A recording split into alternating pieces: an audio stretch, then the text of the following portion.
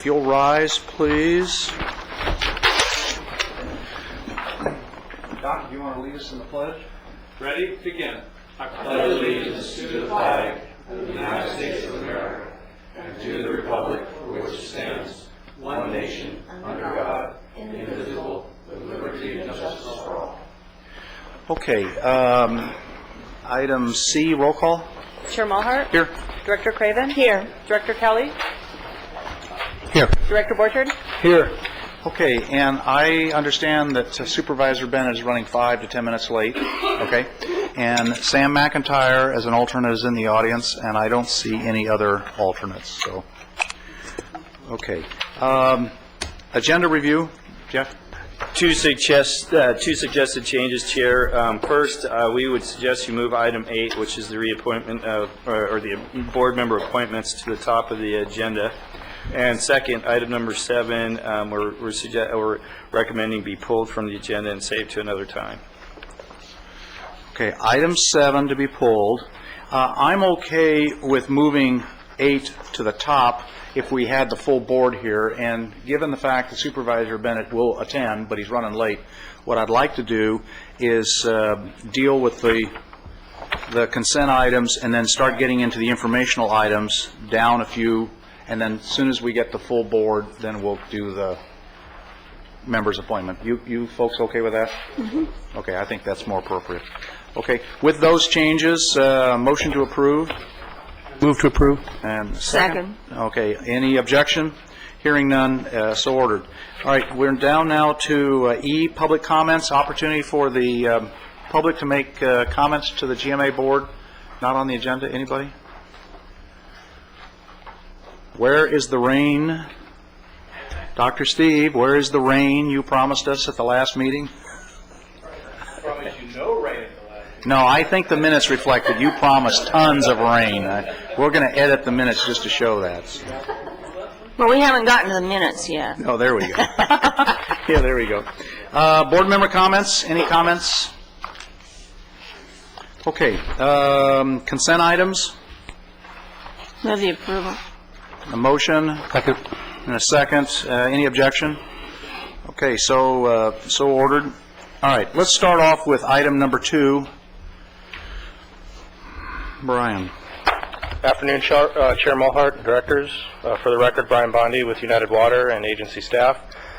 This is our monthly update on the progress of the Las Posas Basin specific plan development.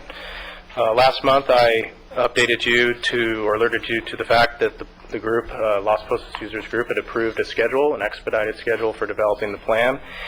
And at that time, the group also identified a need for additional outreach efforts to increase awareness and attendance at the planning meetings.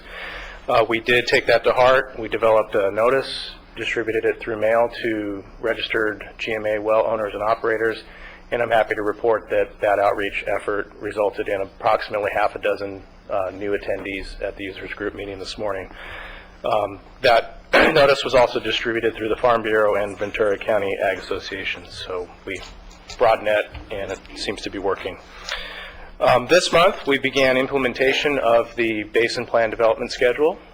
We worked on identifying assumptions for a number of key uncertainties that I alerted you to last month. These are things that have to do with the operation of the ASR well field, the schedule for the salinity management pipeline, and the location, cost, schedule, and all that good stuff for the desalter projects that are proposed for the basin. This information was distributed to the group and is available to help us frame the plan. We need to know how those projects and things are going to work. We don't have all the information, but we need to make some assumptions so we can move forward, and that's what we've done. Today, the group worked on developing a list of goals and objectives for the management plan, and I'm happy to report that we were able to work through that full list of goals and objectives and achieve group consensus. And these are very important step in developing the plan. This is basically listing out what the group hopes to accomplish with this basin plan in terms of achieving sustainable resource for the basin and how we're going to manage the basin and so on and so forth. So this was, from my perspective, a good success today that we were able to roll up the sleeves, get to work, and build consensus in one meeting on a key piece of the plan.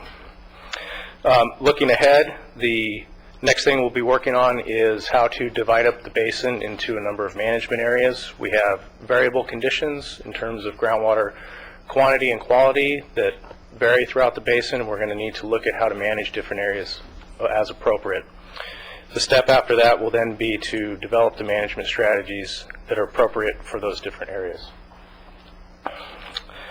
Some general comments. I think that the process is working well. I've received a lot of positive feedback from members of the group about the schedule and the steps we're taking to expedite the process. We have lengthened the meetings from an hour and a half to 2 hours. We've added 4 special meetings over the next 4 months. And we have provided folks with information to review in between meetings, and I'm getting feedback from folks, so the process is working well. Again, let's see, I lost my point. Anyhow, so the hope here is that we're moving along quickly enough that you guys, as board members, will be comfortable with extending Emergency Ordinance D next month. The group did talk about that today, and you will be receiving a request to extend that ordinance at the next meeting. In the meantime, I'm going to keep pushing the process forward as quickly as I can and continue to make progress. Okay. Any members have any comments or questions for Brian? Okay. Anybody in the audience? Dave.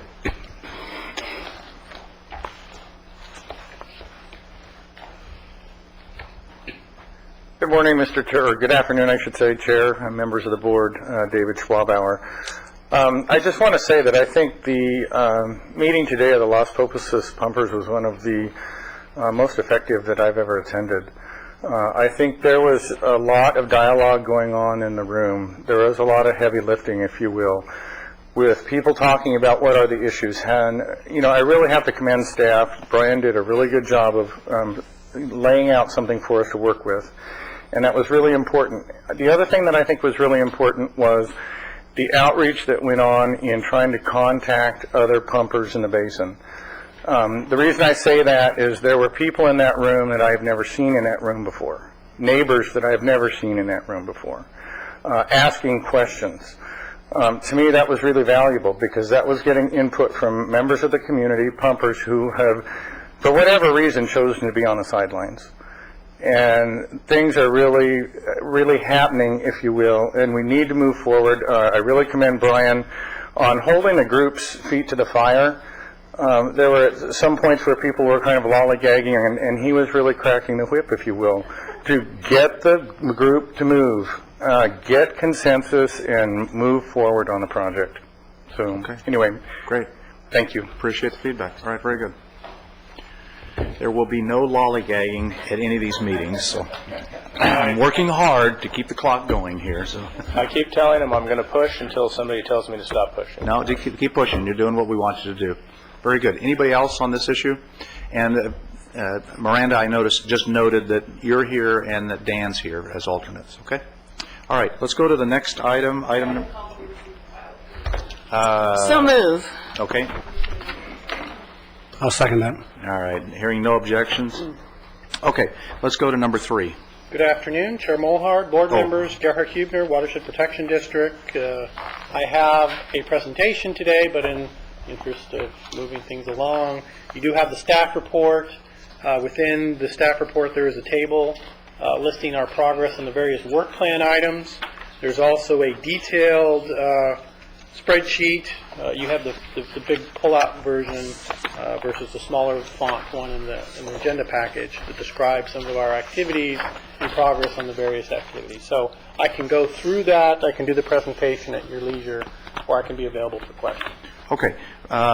First of all, I appreciate the level of detail that we have presented to the board, and I appreciate your willingness to forego jumping into this. So let me ask, do any of the members have any specific questions on anything in the work plan that they want us to go into detail on? Okay, so we're moving along the way. Would anybody in the audience have any specific work plan issue that they want to address or have staff address? Going once, We're not lollygagging, so that's good. Move to receive and file. All right, there we go, very good. Motion to receive and file, Second. and a second. All right, very good. Let's go to item number 4.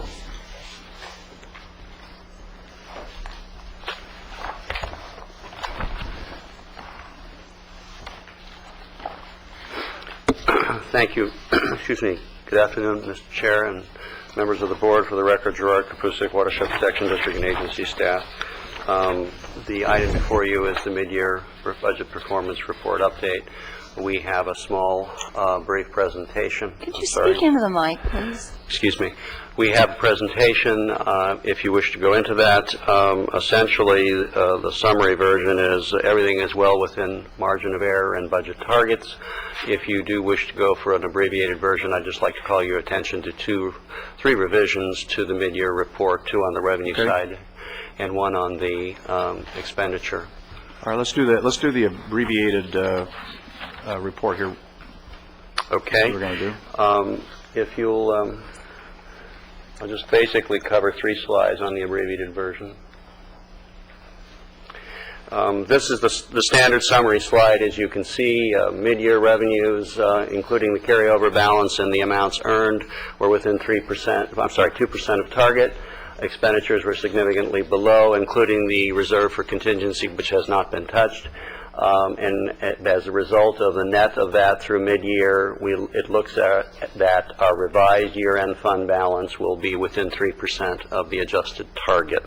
And the main reason for the adjusted target will come on the next slide. As your board knows, during the budget adoption, we recommended for you a surcharge projection based on historical pumpers and based on the settlement payments that continue to be in the stream, and based on one large pumper's continual surcharge usage. We've experienced during the first part of the year that that pumper has found a different way to supply his needs, and so therefore we are making an adjustment to the surcharge revenue by about $400,000, moving it down, and that's what that adjustment is in terms of surcharge revenue. The remainder of the surcharge revenue, the 2 settlement payments, comes in the second half of the year, so that's why you don't see that in the first half of the year. But that is an implicit adjustment in the budget upon your adoption of the report. The other slide just gives you a David Letterman look at top 5 expenditures. I just want to call for your attention that PWEC charge is trending higher than the mid-year target, but that's when you look at that in composition to or next to the item that Gerhard presented you can see the fact that we're working through legacy issues, but it is a little bit higher. And if we annualize it, it'll be a little bit higher than the projected target in the budget, but there are sufficient revenues to cover it. With that, really, that's about it in terms of any items of adjustment. The pie charts just simply show you what the budget and what actually happened. We're well within targets. From a fiscal standpoint, the House of the GMA is strong, healthy, and consistently meeting your budgetary objectives. Okay. Anybody have any board members? I'm sorry. Any board members questions for Gerard on the budget? Legacy issues that continue to be worked on. When do you folks forecast to kind of have a lot of that stuff wrapped up? Well, part of that I'll show you in the enforcement. You know, those are a significant portion of those. There's other issues like basin boundaries that we're going to continue to work on. You know, our hope is that we have a significant number of them completed at the end of this fiscal year, and we whittle those down over time. So we're working as hard as we can and as fast as we can to get rid of them. Some of them are harder than others.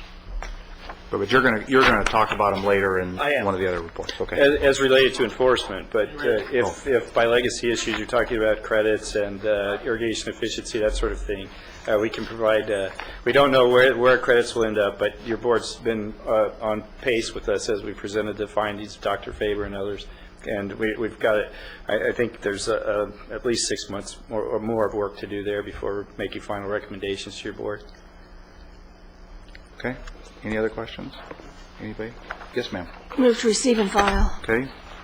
That, All right, any objection? All right, hearing none. Ordered. All right, Steve, what we did, Jeff had suggested that we move the action item up prior to the informational items because it's appointment of board members, yes. And what we did is we started going down the laundry list because I want a full board here, okay? So with that, I'm now going to deal with action item number 8. Who's going to address that? Okay. Well, it's my pleasure to do this particular item. We do this yearly. We have really one slide for you, and that is to welcome all the new and returning board members and their alternates. And we have 3, as listed up on the screen, as well as the board staff report. But your big action item today on this particular item is to select the chair and a vice chair for this calendar year. Okay, is this a 1-year or are these a 2-year appointment? They are 2 years. 2 years. So it's a chair for, 1 year. Chair is for 1 year. We do that. oh, okay, we do that annually, yeah, okay. I thought we did that on a 2-year basis, but okay, that's fine. It just seems like 2 years. Yeah, it seems like longer than that, but. Can't escape that. Yeah. I'm trying. All right, with that, I'll open it for, what is your pleasure? I would nominate Lynn Mulhart to be chair. second. I'm wondering if we might, Madam Vice Chairman, would you accept nomination for a repeat trip? For vice chair? Yes, ma'am. Yes, I would. I move that we accept the existing slate as our new slate. Second. All right. So that includes yours, right? All right. It was a very good meeting. But, That translates to short. yeah. Well, that's why I'm saying I'm trying not to lollygag because we heard that. We're going to beat up on Dave. All right, we have a motion and a second. Any comments from the audience, other board members? This is your chance to once again throw cabbages. Either take your shots now Or tomatoes. Or tomatoes, whatever. All right. Let's do a roll call then. Chair Mulhart? Yes. Director Craven? Yes. Director Bennett? Yes. Director Kelly? Yes. Director Borchard? Yes. All right, there we go. These are tough political campaigns. Oh, I'm telling you. Let's deal with item number 5.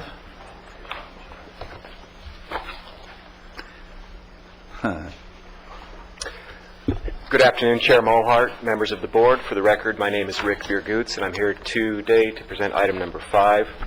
It's the work plan revision to the local groundwater assistance program grant. Staff pulled item 8. Okay. In July 2010, the board reaffirmed moving forward with the LGAP grant, and it includes $244,880 of state funds with an agency cost of $50,880. And this is an issue. The automatic meter reading equipment has been looked at within the GMA for many years. As far back as 2007, the board had a resolution in support of applying for this grant and spending money to bring AMR equipment in here. In July, your board gave us the green light to enter into a contract with the state, and we did that, and that contract was signed in August. And generally that contract mirrored the approach back from 2007.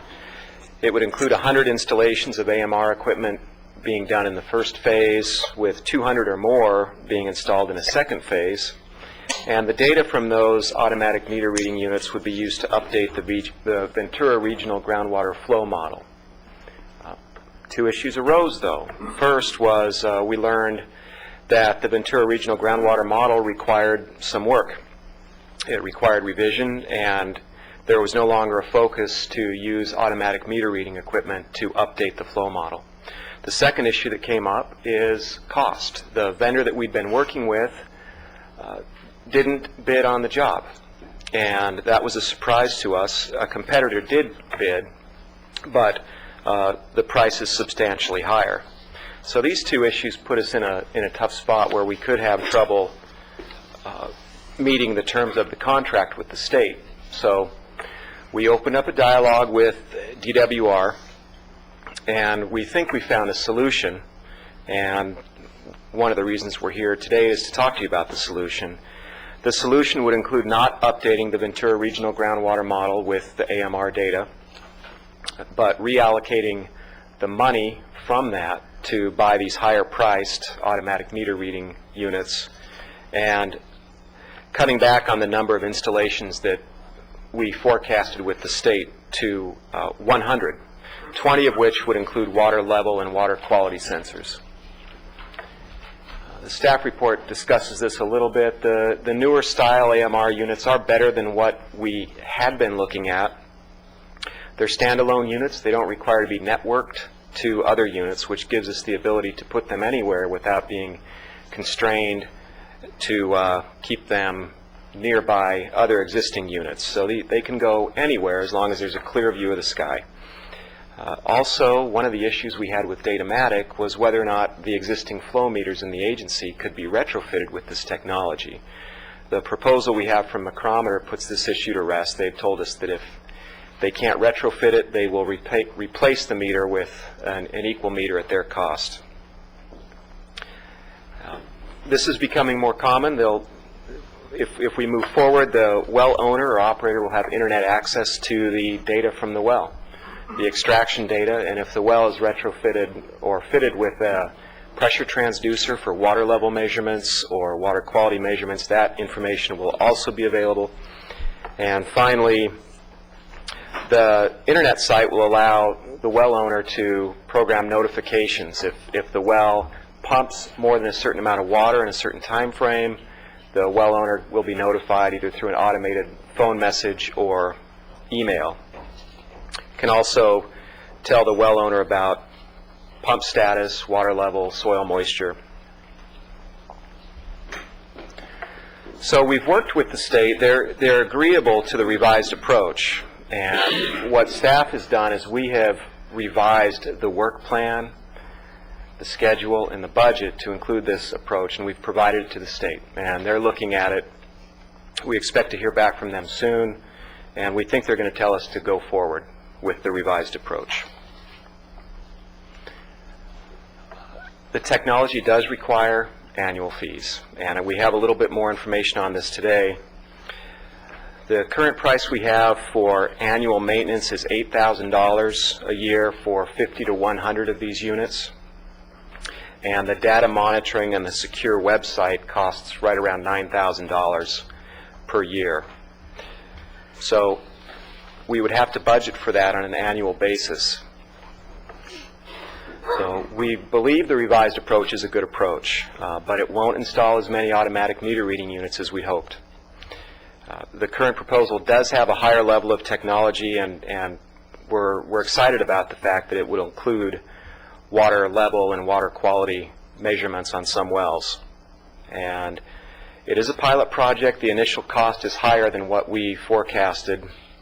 It's possible that technology costs will go down over time. And finally, our intent is to gain DWR approval of the revised approach and reauthorize a new contract. And just as a reminder, we will need to fund annual maintenance, and the current cost of that's about $17,000 a year. So that concludes my presentation. Okay. Mike? Well, Mr. Vergoots, as you said, this thing has evolved since 2007. We were last revisited in July of 2010. At that time, I asked you whether or not the reader being proposed to you would be able to read all kinds of meters, including Sperlings, which are what Zone tends to use. You said yes. Is it McCall's who bid on this project for you, for Micrometer? Who's? Micrometer. But Micrometer directly? Yes. McCall's is a real sales for?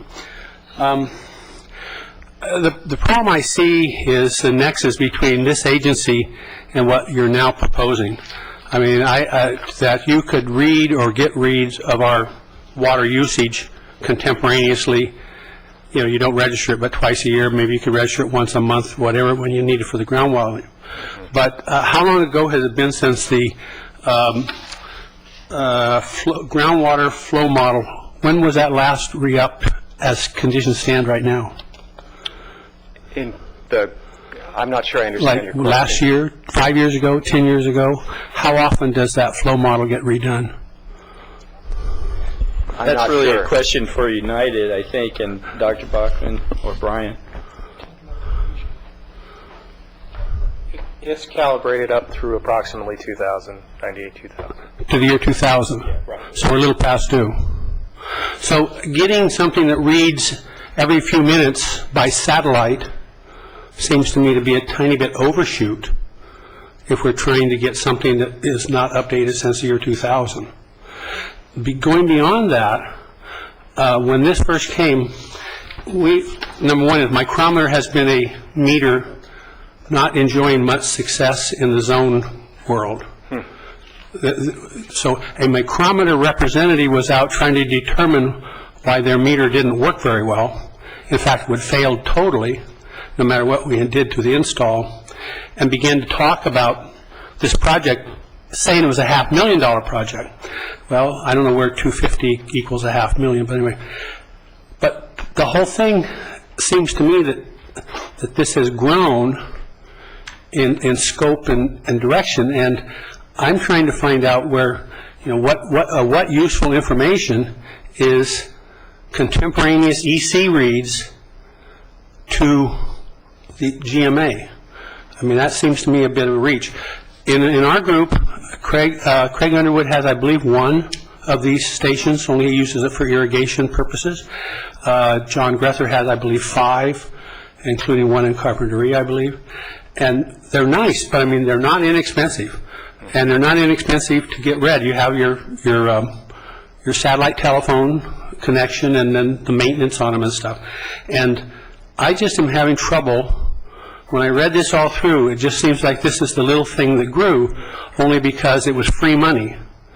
And frankly, you know, I feel some trouble taking free money just because it's available. Now, the one I went to, the strawberry meeting by the Irrigated Lands Group, and that was most interesting. If several of you had gone there, I think it would have been fun to see Dr. Stiles put some of the stuff we studied into play.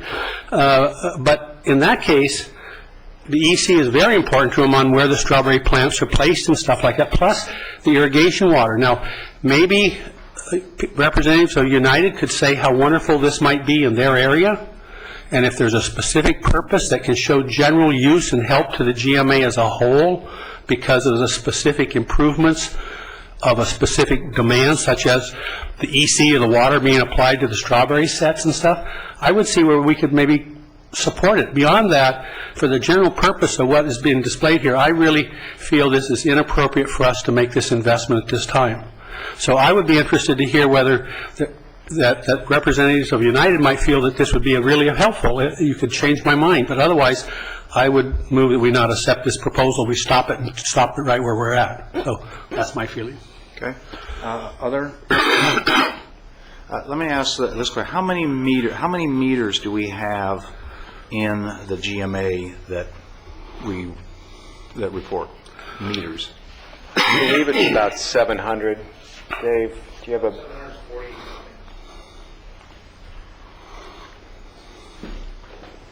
Okay.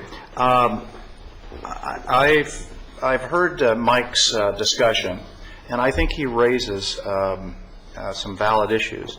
The issue I have is that I think we originally envisioned that we'd have automatic meters sending in so people wouldn't have to fill out forms, and we'd get data and we could do our thing.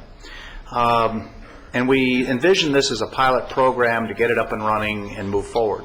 And I did not realize, and you showed it in your slide, that there is an annual carrying cost of the system. The meters have a life of about 8 years, and then you got to put a new system back in. And the carrying cost, based on the numbers you showed us, for the reading it and then the data transmission is $17,000, and that's for up to 100 units. If we take a pilot program, to me the intent of a pilot program is to eventually go the full distance.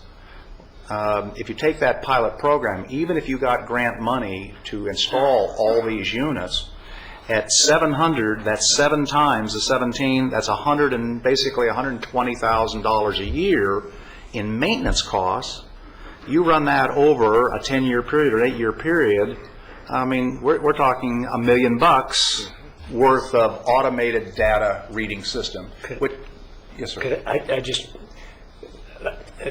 My question is, I'm not sure, is it in fact the case that if you have 700 of these, it's 7 times 17,000? I think, because there may be some economies of scale here that may be set up, so does anybody know that answer before? It seems appropriate to ask you at this point. Because your slide showed that from 50 to 100 units, it was $8,000, and then up to 100 units, it was another $9,000. That's how you came up with 17. Clarification, the 8,000 is for Maintenance. And the roughly 9,000 is for the data monitoring. But again, it's based on a maximum of 100 units. Yes. The question then is that in fact a scalable number, or is there an economy of scale that number goes down? I will certainly check for you. Okay. I don't know the answer. You would think setting up a system is one thing, and then adding 50 more once you have the computer program and all that stuff. Rick, what kind of a warranty? Because again, our experience with a micrometer is less than ideal. How many of your warranty is on the units? And I revert you back to the next question. Can our Sperlings, which is a meter that costs significantly more when you buy it, but seems to last for half a century quite nicely, thank you,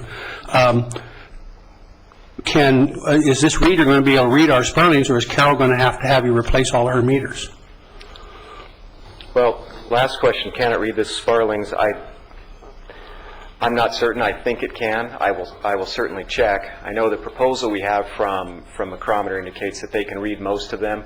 I know from what you've told me, those are very well-made meters, and I understand your reluctance to have something like that changed out with something that you might not find. Because all of her meters, too, are normally not small meters. Most of them are large diameter meters. And out of respect, I interrupted your presentation with asking that question, so I want to get back to what you're saying. You're saying, let's assume that it is. I guess my comment is that the premise that Mike started off with, I think, is the correct premise. This is on the surface, when we first addressed this issue, it looked like a good idea. It's kind of grown beyond the scope of what we envisioned, and now I'm hearing there's a maintenance cost, and when you scale it up, assuming it's a scalable number and not a economy of scale where you'll get a break, but even if you had a 50% break, in the worst case scenario, it's $120,000 a year. Assume you got a 50% break. It's $60,000 a year, and over a long and lengthy program, it's a significant amount of money. I'm wondering from an agency standpoint, given the fact that we read these and report them twice a year, I'm reluctant to enter into a program where we don't have the funds to buy the camera equipment. I don't think it's appropriate for us to order people to put camera equipment on, because I think that's very expensive. And then we would have an ongoing liability each year to monitor it and make sure it ran correctly, not including, I think, at some point in time, even staff may have questions whether or not the data is correct, and you have to make a field trip out there. So I'm wondering if we just stay with our old system and not advance this issue any further. I'm kind of agreeing with what Mike is suggesting. Yes, sir. My thoughts are, I think we should approach this very cautiously in terms of abandoning this idea. And I see it from a different perspective. One, you talk about maintenance costs. Let's say it's $60,000, whether it's $60,000. If at some point in time, number one, with technology like it is, At some point in time, this is an aquifer that is an overdraft. It's going to become more and more important for us to know what's happening with the aquifer.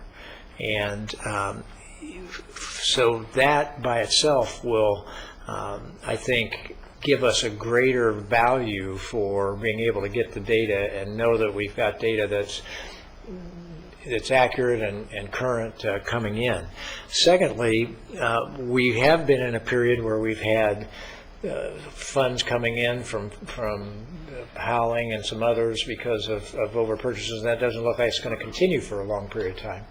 As the agency's budget drops back down to try to keep our staff operating efficiently, we may need to have the benefits of moving away from all of this paper coming in and everybody doing that. And we may need to have the ability to just go onto the computer and figure out what is going on. So $60,000 may be the cost of getting the data, but we would have to compare that with what will be the cost 5 years from now of monitoring all of the compliance by a paper submitted system that we have now. I would venture to say that, so I would just ask us to carefully ask staff some of these questions and before we made a decision. What would it be costing us? What is the projected cost just to process this that could be saved if we could get the data, if we could eventually get to the point where all the reporting came online. But it is, I'm looking at it from the public's, it's just the general overall public's point of view, making sure that that Fox Canyon, the aquifer, is not overdrafted. It could be worth a one-time investment to make sure that we have that accurate data. So when Dr. Kelly asked, what's the benefit? The benefit isn't just to the farmer who doesn't have to go through this process. The benefit is to the general public and to all the other farmers to know what is happening with the aquifer overall, and I think there's some significant benefits to that. So I appreciate the sentiment and the concern, and I'm not saying I know this is, my approach is right, but I just think we ought to create a series of questions comparing the cost. Are there cost savings in the long run if we eventually implemented this? Would it be easier for us to run this department that is running this agency with this information? Would we be able to scale down and be more efficient in terms of those cost savings? And then the answers to the other questions. Do these things really work with all of these other meters? How efficient are they? Is there an economies of scale for getting the data? Do we have to spend, is it 7 times this amount? I'd like to see an answer to those questions before we abandon this effort. Just the ones that John Grether has reports every 15 minutes. And they have about 8 parameters that they represent, which is what this reads like the same. But I mean, the aquifer, the soil moisture content at surface level, I don't think is going to tell us a whole bunch about the aquifer except what the Simmons stations are already telling us. And every 15 minutes upgrade, which is what the ones that we looked at are possible. I approached Carol on seeing if Zone could superhead and get all of our users to do this same thing. And I totally agree with you. It'd be great more from an irrigators. If all of Zone's irrigators had this system, I think it would make Zone a much more efficient company. At least John would tell us that early in the season the rain doesn't get down so far and a lot of rain doesn't do nearly as much. Later in the season when the soil is more full, an inch of rain makes a significant improvement in how long it lasts. So some of those things are very helpful for the surface users. I still have trouble seeing the nexus 1,000 feet down. You've raised 2 issues. One, from a technical standpoint, if we had data coming in on a monthly basis, does it really, from Brian and Steve and your standpoint, if you had data coming in on a weekly basis, monthly basis, rather than the semi-annual reporting, what major changes to the technical analysis would that do for us? Well, I think that, I'll lean on Brian a little bit, but you bring up a good point. From the GMA perspective in terms of the extraction, the recording of extraction reporting, we do that twice a year. So the GMA wouldn't necessarily have to have data more frequently than that. You know, my vision is that with more frequent extraction values, those numbers could be used within a technical analysis in certain areas within the agency, maybe regarding peaking of irrigation extractions, or maybe a focused study of groundwater levels in a particular area. But Brian, I don't know if you've got any other ideas on that. And while Brian's coming up, I'm looking at potentials. I mean, we have, go ahead, Brian, you can come up, but Callegas is talking about going down into I've drawn a blank on the term, but you know, we're talking about sub-regions. Subzones. And subzones and all of that stuff. It seems like that could be valuable, and whether that's every month or not, I don't know whether that has value, but it would certainly be, I don't know what the future is going to hold in terms of our need for that data. In terms of the model, one thing these devices could help with is, like Rick was saying, we get 6-month snapshots of pumping. Currently, the model's set up to run basically on a quarterly basis. In other words, we change the pumping and things on a quarterly. So we're already kind of making a leap of faith, making some assumptions in how we distribute pumping on a quarterly basis. So these devices could help us refine that further. At some point, though, however, you can only refine so far because you have uncertainty in your other inputs that go into the model. So on the one hand, there would be some ability to further refine, but it's limited both when you look at your other inputs and their uncertainty, and as well as the fact that if these are just kind of scattered about, we're getting just little snapshots that may not be representative of areas as a whole. So it really comes down to where is this program going to go in terms of how much coverage are we going to end up with in the long term in terms of how that can benefit the model. Okay. The second issue that, thanks, Brian. The second issue that you raised dealt with having the data come in so that it saves staff time from getting away from the paper system. Recall that we are in contract with the county to generate an IT system for us. And that IT system, one of the major components of that IT system is an online reporting function that allows growers to eliminate the paperwork such that the data then goes directly in, and instead of having it fed from a camera to a satellite, then into an input, it's essentially the grower taking the time and energy. So I think that if you look at the evolutionary process, we're going to transition to a paperless system, which I agree. Get away from a paperless system. Have the grower input the data into the system. That grower will be able to go online and pull up all his information literally online, which then again eliminates the need for staff people having to generate reports. It eliminates the need for staff people having to input data. That one would be fairly easy to implement because once we make that changeover, everybody goes to that system. My biggest fear on this is that it's one of those, it's a great program if everybody is doing it. I'm questioning how valuable it is if only a small smidgen is doing it, and now we're running into numbers that reflect it's somewhere between 2 to 3 times the cost, and with the state's funding and grants and the like, and our limited resources, I'm not sure that we're gaining that valuable I'm wondering if the money could be used better spent in other areas. Now, if down the road we have a data input system that's online, if down the road the technology grows such that I could see at a point in time that each little unit has its own capability and the price goes down, you can always then 5-10 years down the road automate it at that point. This is a technology driven kind of issue. And I do see that there are some problems with some of the meters, as Mike has pointed out. And so I'm concerned that it has the potential to be, in effect, an unfunded mandate. The unfunded mandate is the assumption that everybody's going to have one of these so we can make the whole system work.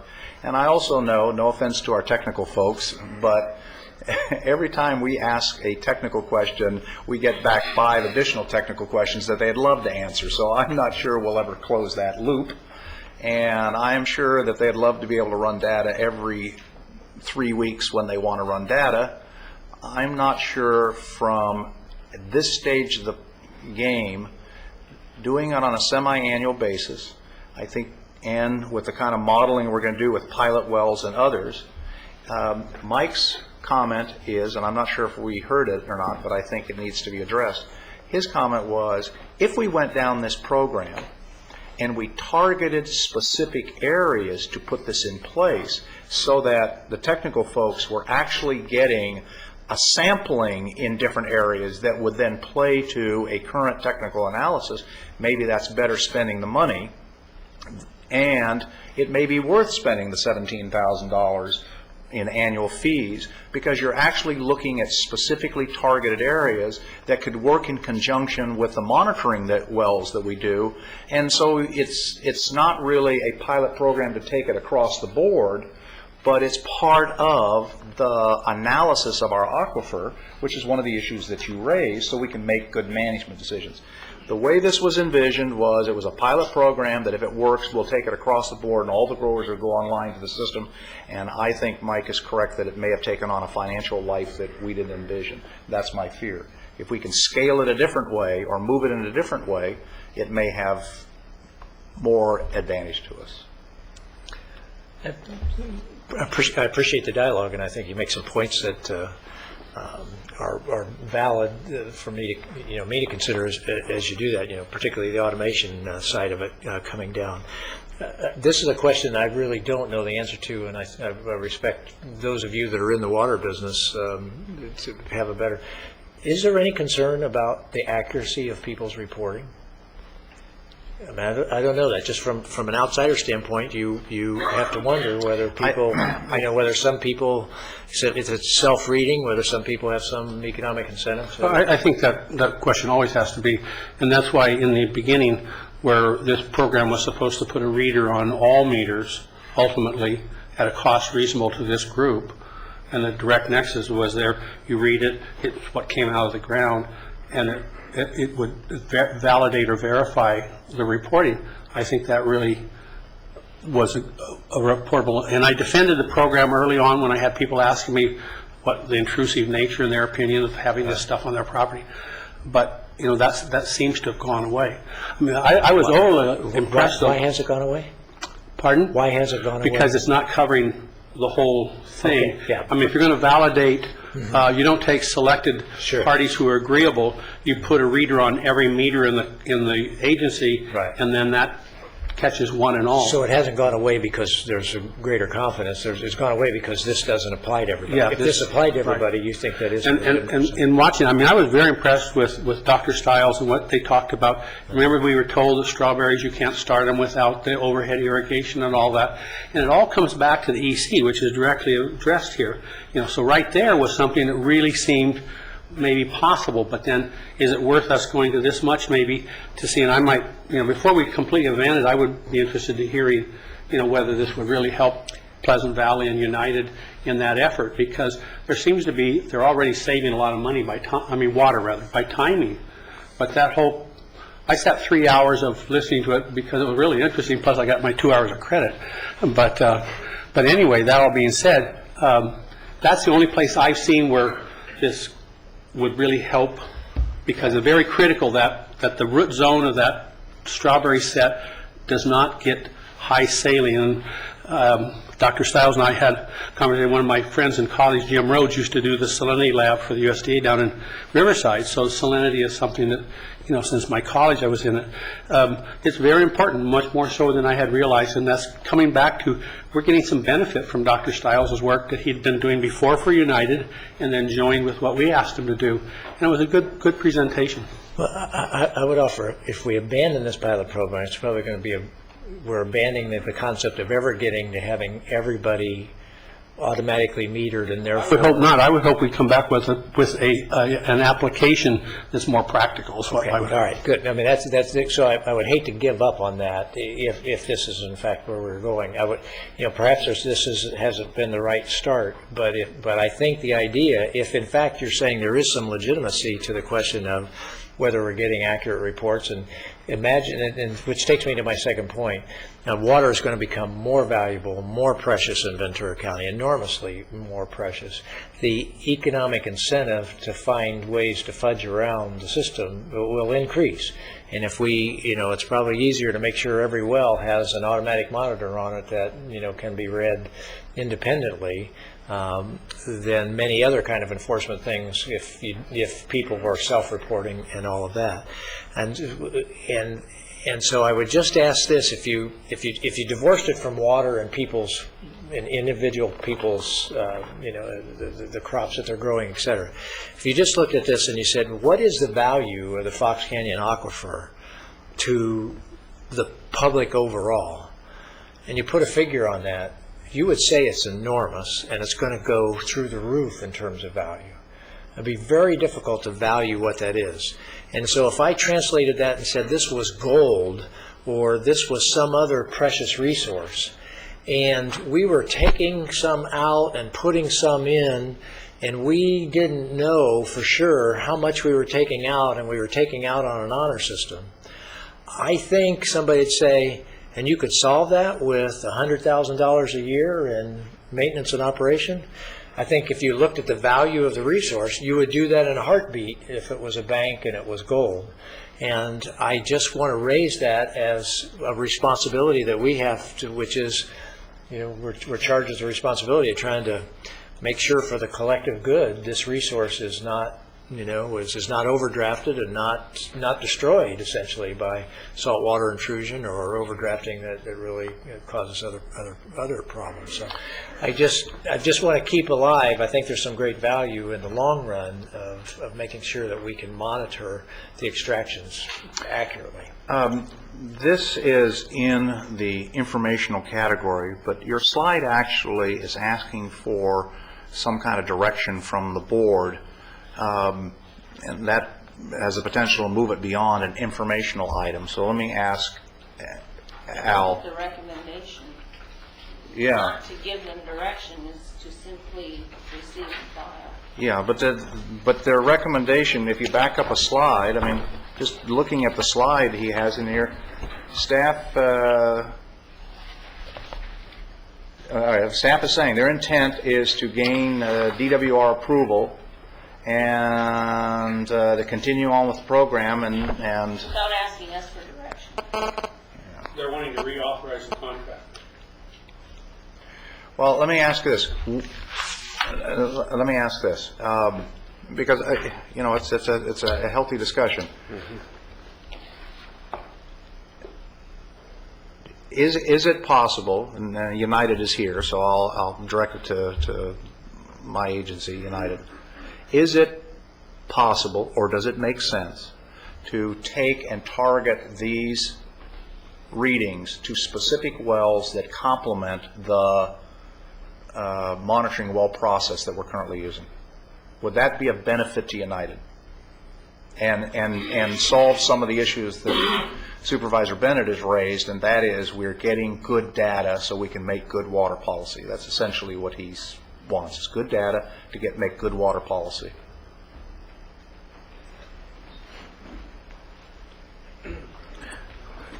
And I would preface that question by asking, do you think we're getting good data now? I don't know for sure. We have to, what this gives us, of course, is right now we have, we know every 6 months what are being pumped theoretically. And when we do any kind of modeling, like in the groundwater model, we have to separate that out because it runs on time steps that are potentially different than that. When we look at things like, what to do with great project water and what the demand is, we have to make some projections about what the demand is on a shorter time frame than we have any kind of reporting. And what we usually end up doing is doing something like the pumping trough pipeline, where United has records, daily records on it, so we can get some kind of idea, and then we project that demand cycle out onto the rest of the GMA, not knowing anything better. So it would definitely, that kind of information would help. To interrupt you just a second. Sure. That data then would be gross irrigated acres, not necessarily specific to crop. You don't have it separated out like that when you deliver it. That's right, we don't. So it's ag in general, the whole. It's just ag in general, Yeah. right, yeah. So that is a very wide and That's pretty wide, average yeah. number. So this could be helpful in that information. It's not every day, but it could be helpful in doing some of the things we do. So. If you had, originally the envision was a pilot program that then we would do the whole GMA area. I could see that taking a long time to get the funding to do that and the like, and the maintenance costs and all that stuff. But if you took this project and you took this system and you targeted certain areas to complement your variations in pumping patterns as a result of monitoring what the PTP does, you can essentially create a mini monitoring program by strategically putting a certain number of wells all over the place.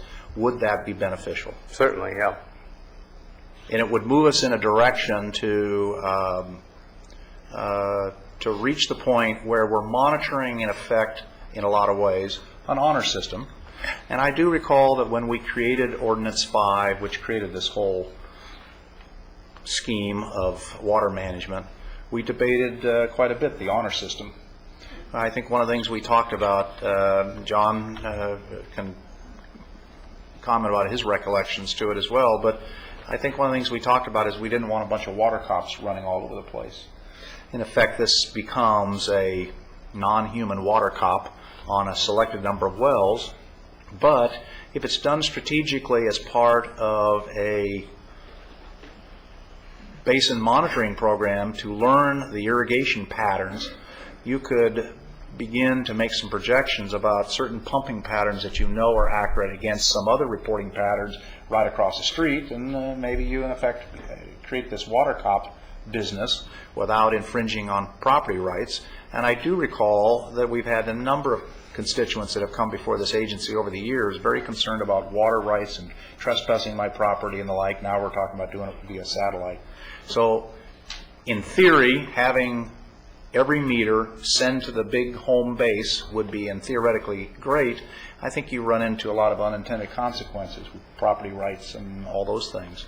But if you do it as part of a targeted program to help the database and to begin addressing this honor system, because the system was built on an honor system, maybe that's a good use of these funds. And when I was asked the question of how accurate do I think it is right now, I don't have a basis to evaluate it one way or the other. So. And this could give you a basis to evaluate it. All right. Thanks, Steve. This was done as an informational item. Yes. If you go back, and since we have no voice on this other than to give direction to staff, receive and file, I would assume staff's direction right now is to go back to DWR, see if they'll accept a revised grant schedule. And the only question mark is how and where to install those. And if we do some coordinated activity between the GMA and United and Kiegas or whatever, and as I indicated, strategically try to put these limited number of automated readers in strategically important places, it actually could be to our benefit and justify a $17,000 a year cost. And that would then also give us an idea of whether or not we want to take it out to the full scale. Do we really need to do that? Well, and Chair, I would add that I think the question remains is whether the board wants to indeed take on that annual $17,000 cost. That wasn't part of our original understanding of the contract. So I do think if it is approved by DWR, then at that time I think we ought to have another look at it. I would say for one thing, I've never been for this project, and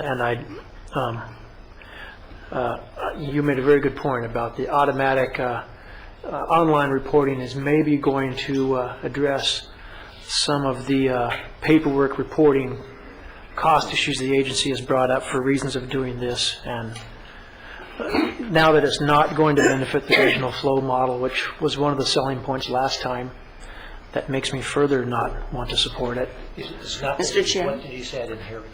It was originally proposed as a benefit to helping to add data or fix that regional flow model. I forget the proper terminology for it.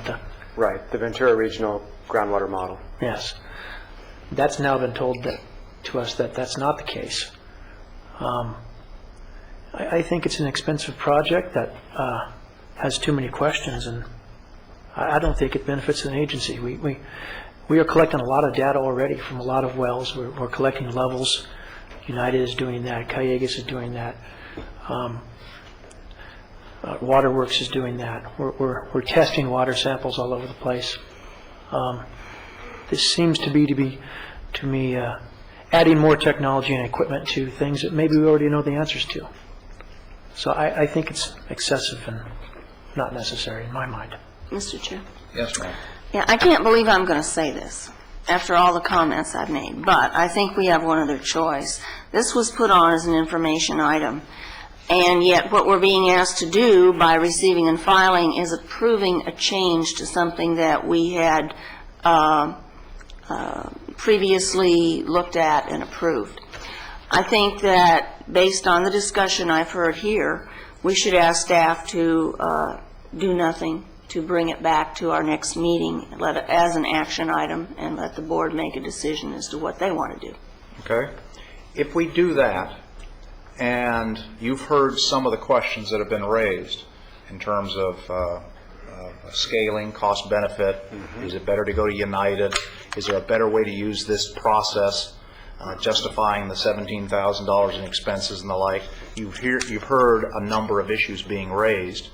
I would think then that if you bring it back to an action item, you got to address those issues, because it's those issues that we need to have answers to either affirm our position or change our position as appropriate. Yes, your board's discussion has given us a lot to think about, and we won't be going anywhere with this without bringing it back to your board in action item. It may be too quick to do it next month, but certainly it won't go anywhere without being presented as an action item to your board.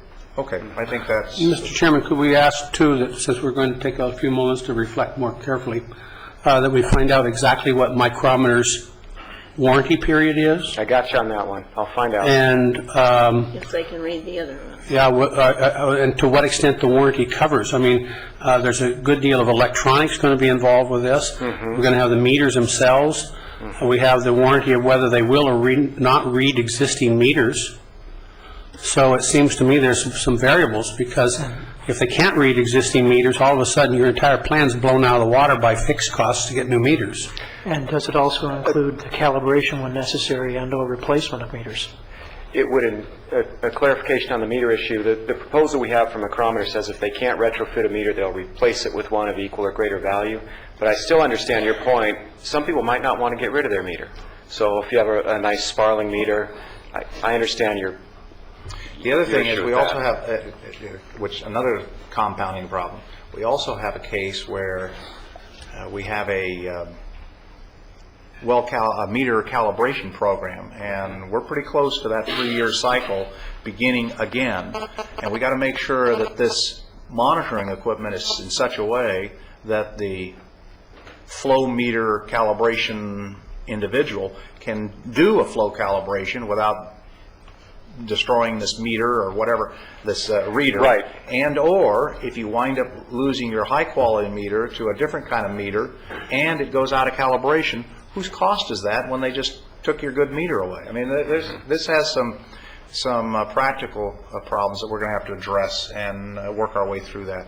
And I, you know, Dave's in the audience, Danny's out here, and, you know, Carol, you've got, and Sam, you've got other growers out there. This is going to come up at some board meeting, and it's obviously a question that the board needs guidance on. We need to hear from some growers on what they're willing to accept and not accept, and at the same time, be able to answer some of these questions. So, all right. So the recommendation that I heard is we'll take no action on this.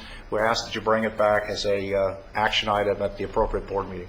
You know, Mr. Chairman, to take your statement just a second ago to the full circle, and I'm wondering if we're buying in the whole thing. Ultimately, if we become, as an agency, responsible for all the meters, both the cost and repair of the meters, we've suddenly transferred this entire cost center from the growers or the users, the cities included, to us. And I don't know if that's in our best interest in the long run. So what you're just asking is who's responsible for the forward-going maintenance, especially in the micrometers case, I think is important. Okay. All right. All right. So that'll be our direction. Back to staff to put it as an action item. Okay. Thanks, Rick, for anybody else in the audience on this item before I leave it? Okay. All right. Let's go to item number 6. No. It's being brought back. We're not going to receive and file. We don't accept it this way. We never heard it. That's what the record will show. Number 6. Okay, Chair Mulhart, board members, Gerhard Hubner again, item number 6. This is similar to some of the other items we have. We have an update, a status report. I do have a PowerPoint if you'd like. Yes. Similarly, I can answer questions. There is a table in the staff report that describes some of the individual cases. We have made a lot of progress on a number of cases. We continue to work through the remaining ones, and what I heard was, while you were speaking, is I heard a yes when you said a president. So let's do the abbreviated presentation, cover the highlights, and then that'll get us going here. All right. Supervisor Bennett has to leave at 3, and you have to leave at 4. But we got a little bit. I was trying to shoot for the half-hour meeting. Mike had a bet with me. I would have lost because this last issue ate up way too much time, and well, the thing is, it was a handshake, so it didn't cost me anything, but I lost that bet. I'll be brief and quick. So some of the progress since a year ago.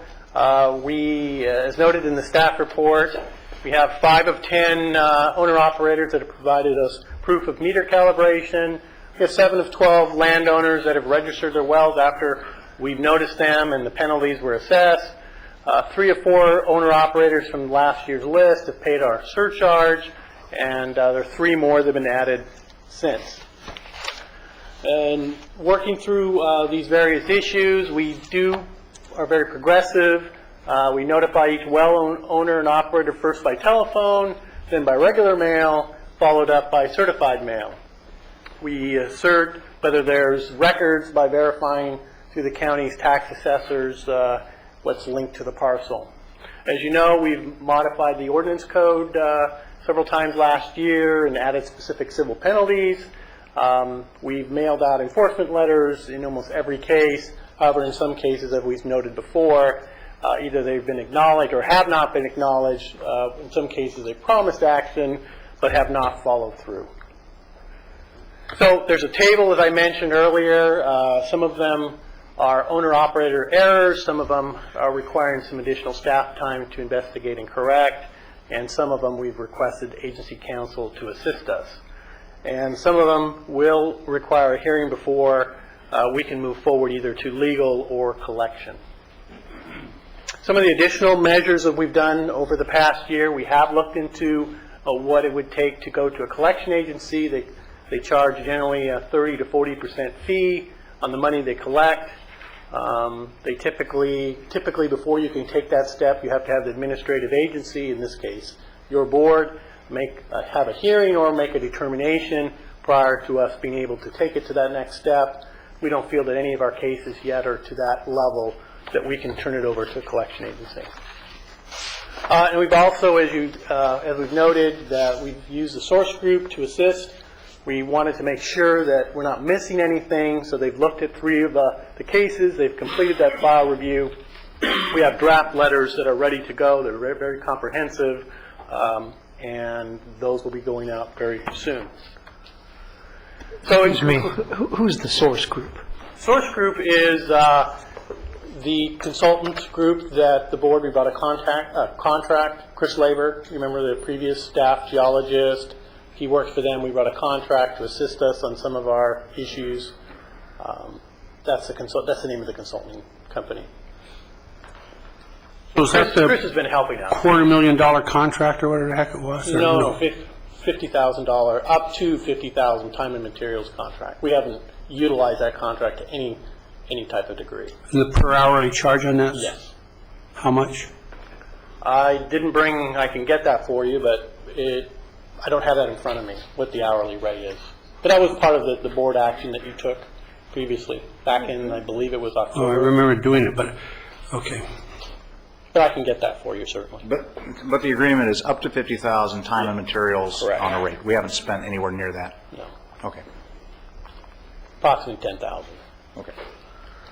So we're proceeding on resolving these cases in a stepwise fashion in accordance with your agency code, ordinance code, as well as the enforcement principles that you've adopted previously. We'll be happy to answer any questions. Okay. Anybody have any questions? Your three-step process you described, Gerhard, it sounds like it's a phone call, it's a regular letter, then it's a certified letter. Is that kind of the... Kind of. I mean, in many cases, there's multiple phone calls, there's been several letters, there's been multiple certified or even registered receipt where sometimes they acknowledge them, sometimes they don't. Okay, so you've got a paper trail that you actually have the right location or the right phone number. And that's one of the things that we had Chris help us with, is I wanted to make sure that we've done a due diligence, so that we tried and handle it at the lowest level possible. Obviously, we don't want to have a hearing, that we've made the attempt to contact, we've made the attempt finding out the correct address, and so we have all that documentation with these particular three cases, and so that's how we're proceeding. Lowest level, and then kind of ratcheting it up if we get no answer, no reply. Oh, I'm happy to hear that, yeah. Okay. Anybody else have questions? Anybody in the audience have any questions on this item? Mr. Chairman. Move to receive and file. Okay. Second? I'll second. Okay. Hearing no objection, so moved. All right. Thank you. So ordered. Okay. We're down to Executive Officers Report, administrative items. It's a laundry list of items. Where'd my other piece of paper go? I wrote stuff on. Anybody have any questions on any of those items? I would, ask your board's indulgence, just to call your attention to the letter to Strickland Acres. We've confirmed that they complied with their side of the agreement, that avoided the penalties that they were being assessed. They did the leak detection, they installed the meters, that sort of thing. It's a win for your board. I also point out that the AWA annual symposium's coming up on April the 21st. We're looking now for nominations for the John K. Flynn Groundwater Stewardship Award, which can come from any member of the agency and or your board. We'll be bringing that to your board hopefully sometime in March, and as you know, it's something we try to keep secret and surprise the recipient with. And our esteemed clerk, Nobriga, has an announcement she wants to make in regards to the presentation she made last month. Last month I told you you can file electronically. I spoke with the clerk of the board this morning. The database is not live, so I provided you with paper copies. We'll go the old-fashioned route this time around. And this is the return envelope that we're supposed to use? Yes. Okay. All right. Very good. And they are due when? Next meeting. April 1st is the due date, but if you want to bring it to me on the next meeting, that's fine. Or pay $10 a day for every day you're late. That's the choice. Okay, very good. Anybody in the audience have any questions, comments? Folks, any questions or comments? I want the record to reflect that it is now officially 2:45. For all of you that's scheduled until 5 o'clock, you have 2 hours of playtime, unanticipated playtime. Everybody gets to make their meetings. Pretty cool, huh? Yeah. And I would have been out of here an hour ago had we not had a big, long discussion. So it's not my fault. Meeting's adjourned.